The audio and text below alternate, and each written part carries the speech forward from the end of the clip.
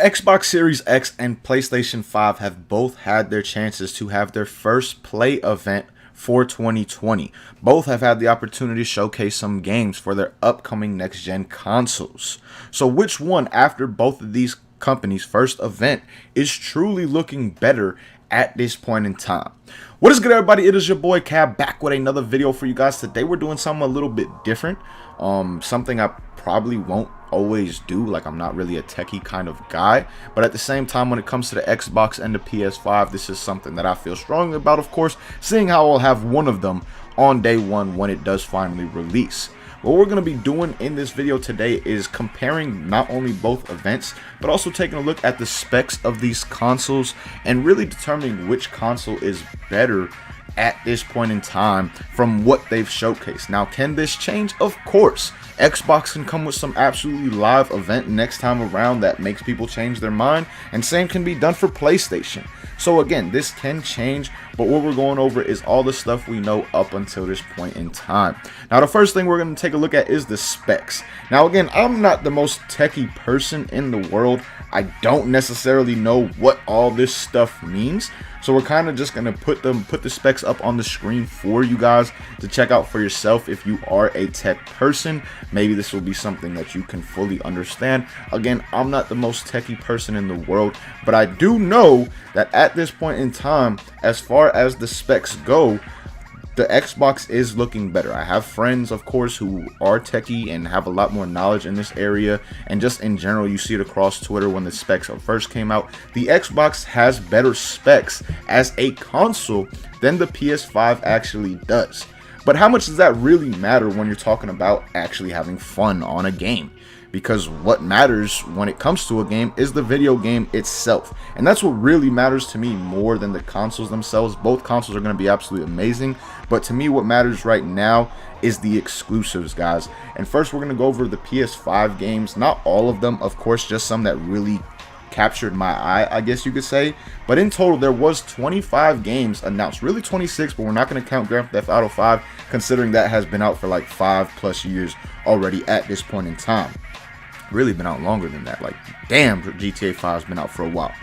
But anyways, like I said, PlayStation showcased 25 different games. There was 4 that really stood out to me, and there was a bunch of others that were like kind of nice, but I need to see more on them. But the 4 that stood out the most to me: Spider-Man Miles Morales. That's unquestionable. That shouldn't even be a thought in anybody's head. Of course, the Spider-Man game was looking absolutely fire from what we've seen so far, and then of course we're putting expectations based off of the previous Spider-Man game, which was also absolutely amazing. So I'm very hyped for the Spider-Man Miles Morales game to actually come out. The next game that I'm really excited for, like this was probably one of the ones I'm excited for most, to be honest, is Kena, Bridge of Spirits. This game was looking kind of crazy, guys. The way you had like your power system going on, the way she like made her bow and all that, like she was really looking dope. The game was looking dope, and I can't wait to see more gameplay on that game in particular, because that again may have been my favorite game that we saw in the whole PlayStation 5 event. Now, another game that was looking pretty godly, you know, no pun intended, but that was Godfall. Godfall is another game to me that was looking really cool. Like the characters, the action, the way their armor and all that. Like I just liked a lot of the stuff that was presented in the trailer for Godfall. And the gameplay looked really fun. The graphics, of course, were amazing, all things like that. So that was another game that really caught my attention, and something that I'm really excited for. Now, the last one I'm excited for more from my childhood, because I did play this series as a child, and that's the Ratchet and Clank series. You know, Ratchet and Clank is Ratchet and Clank. If you're not a fan, you're not a fan. If you are, you are. Like, I feel like that's how it really goes for the Ratchet and Clank series at this point in time, since it's such an old game. But there were some other games that a lot of other people are excited for, that they did showcase. I don't feel like the games they showcased, that the other ones besides the one I talked about, I don't think those are necessarily going to be exclusives like Hitman 3. I don't see Hitman 3 being a PlayStation exclusive. Of course, 2K21 is not going to be a PlayStation exclusive in any way. So they did showcase some games that were not PlayStation exclusives, so do not think that all 25 or 26 games were. But the ones I did mention are going to be console exclusives, or at the very least be timed exclusives, in the sense that they come to PlayStation 4 or PlayStation 5 first, and then eventually will come to PC. Now, I don't know if they'll eventually come to Xbox Series X as well, but two examples of games like that are Kena, however you say it, and Godfall. Those are two games that will eventually come to PC, but will initially drop on the PS5 first. Now, talking about the Xbox Series X, guys, I'm not gonna lie to you, man. The Xbox Series X, in terms of events, it was so lackluster, man. Like, the games really were not it for me. I really did not enjoy anything in terms of games besides Halo, and that's just because Halo is Halo. Like, honestly, if Halo was not the title of what we saw, I feel like the game would have been questioned a lot more. But because it's Halo, a lot of people are excited for it, including myself. Because when you look at some of the gameplay on Halo, it kind of, I don't know, man, it doesn't look next-gen-ish, at least in my opinion. It almost feels like I'm playing Halo on the 360 from what I saw. That's just me and what I saw and how I felt about it. But it is still Halo, and of course this will be a game that I will be playing when the console does come out, or when Xbox does come out. If I do get an Xbox, I may just play Halo on PC. We'll see.